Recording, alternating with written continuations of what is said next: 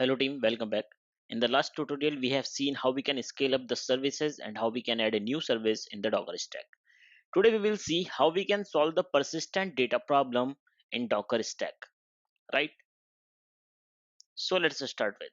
So in this particular lecture, we are going to resolve the persistent data issue with the Docker Swarm. Then first we need to understand why the persistent data is an issue with the Docker Swarm. This is an issue with the Docker Swarm because in the Docker Swarm, your container can execute on any of the node, right? And if you want to make the mount point with the persistent volume, then if you define any directory, then it may possible this time your container is running on node 1 and next time when you will spin up the container will execute on node 3, right? So in that case, the persistent data volume will create an issue because first time when your container was running, that directory, that particular volume was created on node 1. Next time when you have started the container, it choose the directory container, choose the node randomly, and it created on node 3 or node n, right? And on that particular node you don't have that particular directory structure, right? So your container will start from the blank database. So that's why the persistent data is an issue with the Docker Swarm.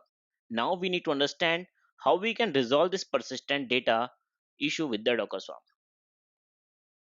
So for this, first user can use the volumes to define the mount point. We will mount the container directory with my local host directory, and I can restrict the service to execute on a specific node. So that when we are restricting the service to access a specific node, it means always that particular task container will start on a specific node so that you will get the mount point data every time when you will restart your containers, right? So in this tutorial, we are going to add one more service, Redis, and we will see how Redis can perform the persistent data and how Redis can read the persistent data. So let's start with. So to extend the Redis in our service, I'm going to add one more service in my Docker YAML file, which is Redis, right? So I have added one more service Redis, which is using the image Redis. This is exposed on port 6379 to the external world and 6379 to the container. And this is the volume directory. This is the location which is defined on your host machine, and this is the location inside the container. So inside the container, the data location will access this particular data directory, home docker data, right? I'm deploying the Redis. The placement is constraint, and I have defined that this particular service must execute on manager only. Now over here, I'm defining a command Redis server hyphen hyphen append only yes. This will what this will do, this will basically maintain the AOF files, and always whenever your container will restart or create a new container, this will append the data inside the existing data instead of refreshing the data, right? And I'm defining this will use the same network webnet, right? Now what I need to do, I need to copy this, go to my terminal, and over here first I will check if any service is running. So docker service nginx ls, and yes, the services are running, right? Now what I will do, I will open the docker yaml file, remove the existing content, and add the new content. So over here you can see we have the Redis service, we have the visualizer, and we have the web service as well. I'm going to maintain the version, save this particular file, right? And again I need to execute the same command, right? Docker swarm deploy, docker stack deploy hyphen c, docker compose dot yaml, and my service name. Hit enter button. So this will update your existing service, and you can see it has created a new service nginx start redis.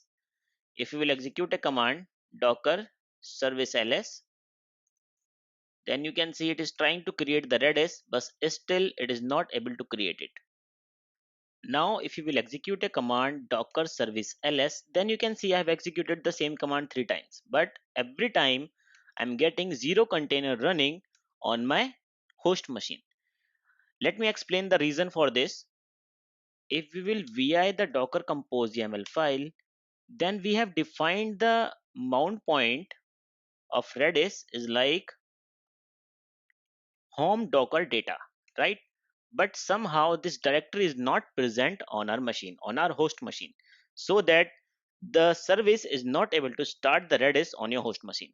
In some cases, you don't have the access to this particular directory because you are using some other user instead of the root. Then you may not have the permission at this particular location. In that case, what we need to do, we can update this location by this. Let me explain. I will remove everything. Just go to insert mode and remove everything from here, and just keep dot data data colon data. What does it means? It means access the data from the current directory where I'm executing the command, right? Just save this program. Now if I will execute a command pwd, then you can see right now I'm inside the sample nginx. If I will put ls, then over here I don't have any data directory. So first I will create a data directory like mkdir data, right? Or you can mention like this,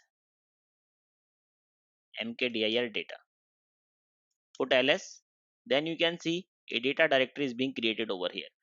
Now if we will again execute our service update command, docker stack deploy -c docker compose yaml nginx start, then you can see it is updating the visualizer, it has created the redis, and it is updating the service web. Now if I will execute a command docker service ps, sorry, docker service ls, then you can see one replica of Redis is running, right?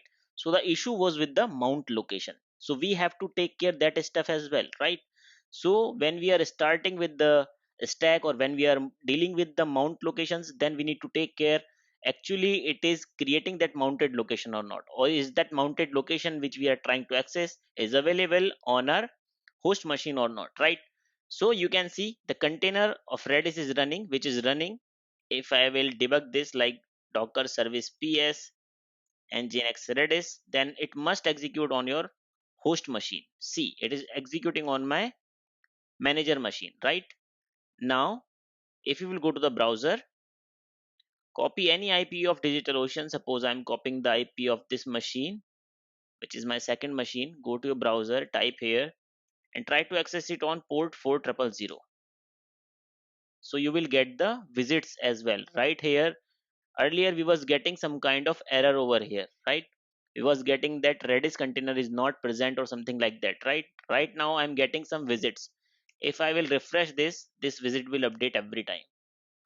See, this visit is updating every time, right?